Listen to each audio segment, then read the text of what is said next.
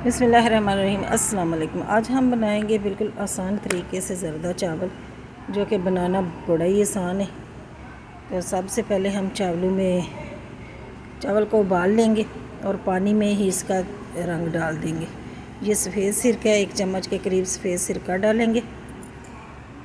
इससे क्या होगा कि चावल है ना लंबे हो जाएंगे। तो चावल उबल जाएंगे तो इनको रखते हैं एक साइड पे।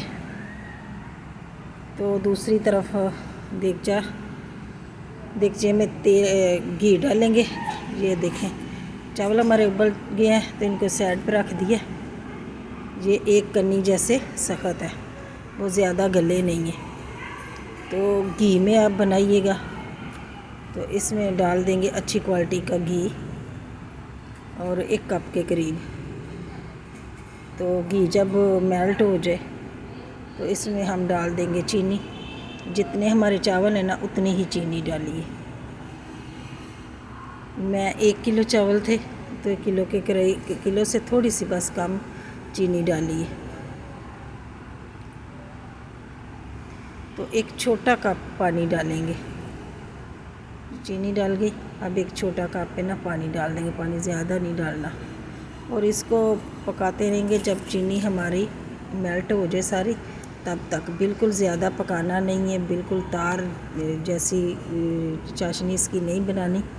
बस चीनी घुल जाएगी तो इसको हम इसमें ये सफ़ेद इलायची है ये शामिल कीजिए, और ये 2-3 छुहारे ये शामिल करेंगे, क्योंकि ये चाशनी के साथ ही छुहारे नरम हो जाएंगे और बहुत ही मज़े के फिर ना इसकी खुशबू भी बहुत प्यारी आएगी। ये देखें जी चीनी हमारी घुल चुकी है। अब इसमें डाल देंगे उबले हुए चावल। सारे चावल इसमें डाल देंगे।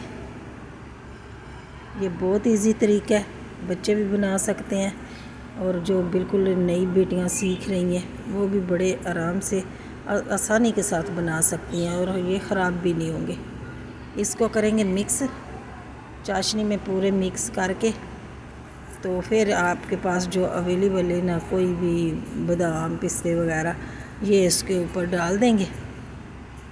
ये सेट हो चुके हैं, तो अब इसके ऊपर डाल देंगे हम जो भी ये छिले हुए बादाम है ये डाल देंगे, कटा हुआ खोपरा ये डाल देंगे, और कुछ ना अशरफियाँ वगैरह वो डाल देंगे। जो भी आपके पास है ना ड्राई फ्रूट वगैरह, वो आप इसके ऊपर डाल के तो इसको दम लगा लेना।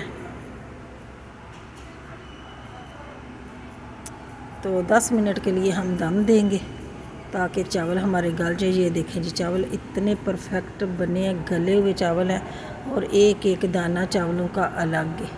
बहुत ही मज़े के चावल बने हैं और बहुत ही अच्छे बने हैं चावल। तो आप लोग भी इसी तरह ट्राई करें और मुझसे भी बेहतर आपके चावल बनेंगे। दुआ में याद रखना। अल्लाह हाफिज़।